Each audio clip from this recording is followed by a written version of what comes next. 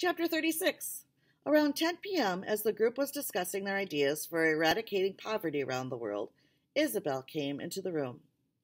Yahav, the Shabak security officer, was with her.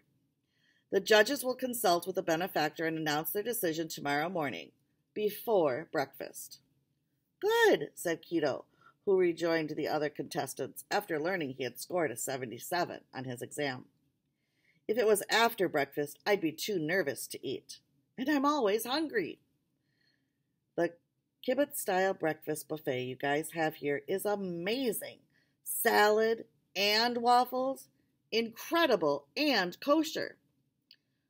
Will the test scores be the only determining factor? Asked Annika. No, said Isabel. They will also consider your first test, your interviews, and all observed behavior.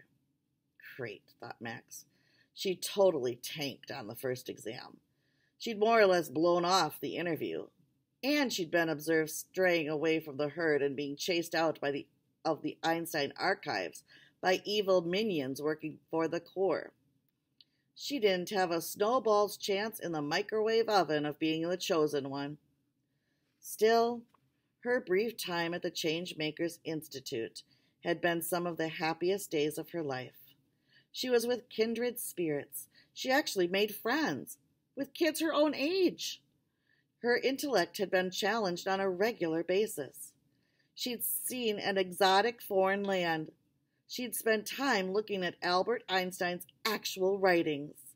She'd eaten strange snack food items. She'd even enjoyed the rush of adrenaline that came with escaping the Corps thugs with her new friend, Annika. Will the chosen one operate out of Jerusalem? Asked Klaus. Or will I get to go home to Poland? You, or whoever is selected, will be immediately sent out into the field, said Isabel. Exactly where you might go is to be determined, depending on the mission. But the winner can't stay here. We must assume the Corps knows about our operational base in Israel. What exactly is the Corps? Asked Tisa. The bad guys, said Annika. Oh, they are, answered Isabel. The exact opposite of CMI. They are against any and all changes we might want to see in the world. Why? Asked Toma. Well, if I might quote Albert Einstein. Nope, joked Klaus. That's Max's job. Isabel grinned. It's okay, said Max. You could quote him too. And so I shall. Fear, or stupidity, has always been the basis of most human actions. And to that I must add greed. The Corps isn't stupid, but they prey on fear so they can feed their greed. The room was silent as everyone thought about what Isabel had just said. Get some rest, said Isabel. Tomorrow will prove to be very exciting and important, especially for one of you. The group broke up and went to their rooms. Max was too nervous to sleep, so lying in her bed, she had another conversation with Albert Einstein, the imaginary one, who lived inside of her head. Your archives were amazing, she thought. 80,000 items. All those documents. I need to start writing things down like you did. It is one way to outwit the constraints imposed by time, replied her internal Einstein. I'm not going to win this competition, she admitted with a sigh. I have to face that reality.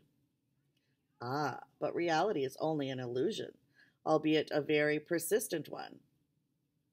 So what can the world learn from you today? What one thing would you have told the judges? There was a pause. Imaginary Einstein was considering his answer. Finally it came. I would have told them that peace cannot be kept by force. It can only be achieved by understanding. Yeah, that's a good one. Danke. You're welcome. And Max? Yes, sir? Your hair does not look as preposterous as that dust mop wig Klaus was wearing. Yes, it does, sir. It's my reality, and it's pretty persistent. She stared at the ceiling. I don't want to win the contest, but I don't want to lose either. I don't want to endanger the CMI, of course, but I wouldn't mind outfoxing the Corps again. It was sort of fun. There's so many pluses and minuses to this whole thing. It's enough to make my head spin. Remember the bicycle, Max. How do you keep your balance? By moving forward and not panicking. Exactly. Sweet dreams,